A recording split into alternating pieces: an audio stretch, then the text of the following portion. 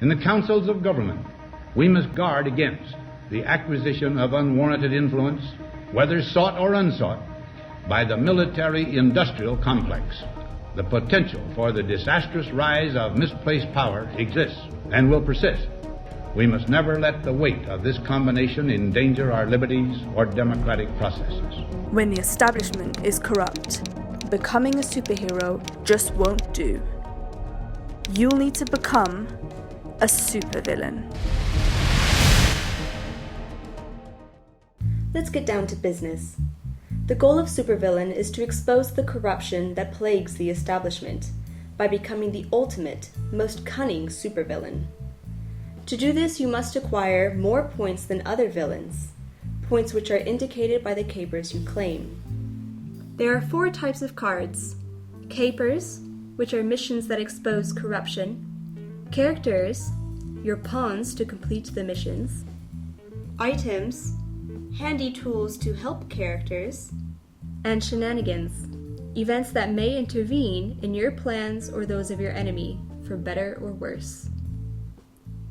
There are 5 skill sets to solve different capers: corporate, espionage, military, political, and scientific.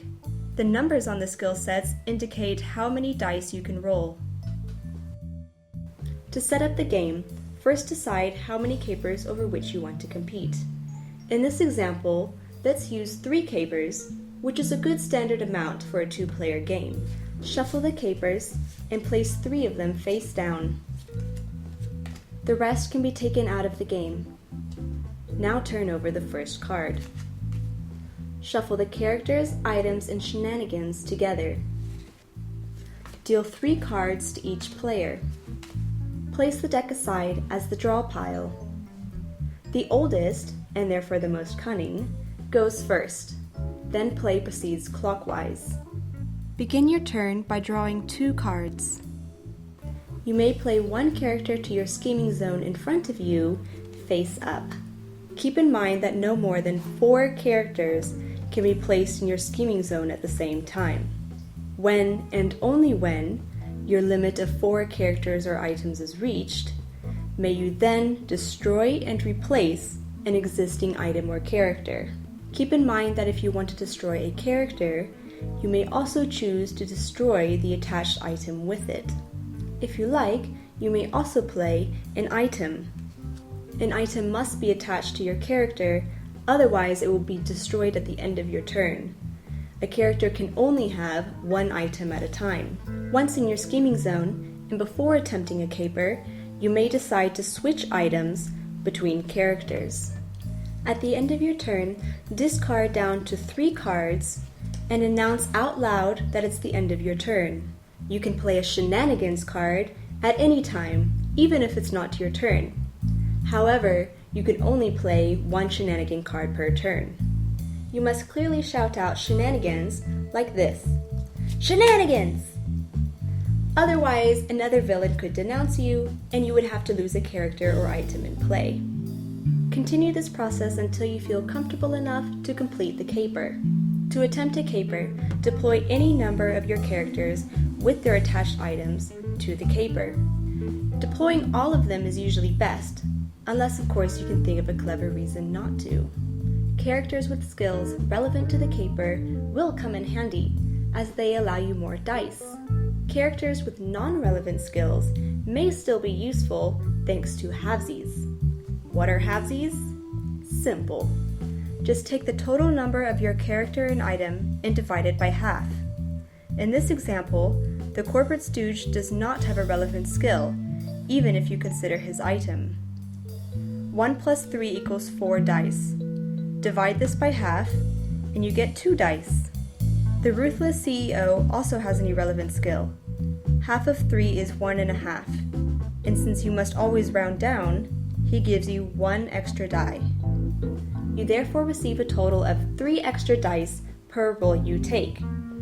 You roll once per skill set indicated by the caper.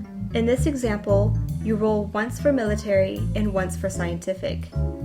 The villain on your left sets the point by rolling the number of dice indicated by the first skill set on the caper. In this case, they roll 4 dice for military. 8. You now have to roll more than or equal to 8. You are allowed 5 dice from your right-hand man, plus the 3 dice from halvesies. You are not allowed dice from the Full Metal Scientist, since she is relevant to another skill set from the caper, in this case scientific. If you succeed in carrying on to your next roll, you will have 6 dice to use, 3 from your Full Metal Scientist and 3 from halvesies. Meanwhile, you will only have to face 4 dice again, since the caper's scientific skill set indicates 4. If you succeed in matching or beating the points set, victory is yours! For now. Claim the caper and turn over the next caper card. The corruption isn't over yet. If you fail, you're not as cunning as you thought. An item or a character of your choice is destroyed. But the rest survive. Count your lucky stars. So retreat back to your scheming zone for future ploys. But watch out! When attempting a caper, a villain may want to interfere by playing shenanigans, blocking you, or maybe even both. If a villain decides to block you, you must fight before attempting the caper. The other villain selects which characters he or she wants to use and deploys them to one or more of your characters. But don't worry, no more than one character can be used to block a single character. You may choose which conflict is resolved first. The other villain rolls the number of dice indicated by the combined total of their character and possible item.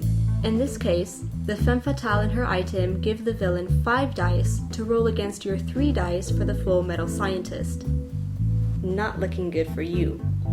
You must beat the points rolled by the villain. Matching the points only results in your defeat. Repeat this process for every character that is blocked. If your character wins, they can continue towards the caper, but if your character is defeated, then they or their attached item are destroyed.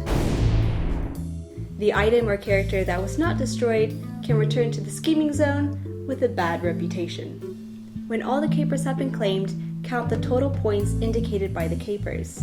The villain with the most points is the supervillain. Alternatively, if your brain hurts too much, you can simply decide the winner by counting the total number of caper cards claimed. Make sure that all villains agree upon a scoring method before the game begins. If there's a tie, the oldest villain wins, simply because life isn't fair. Speaking. Understood. Begin Operation Kitty Capers.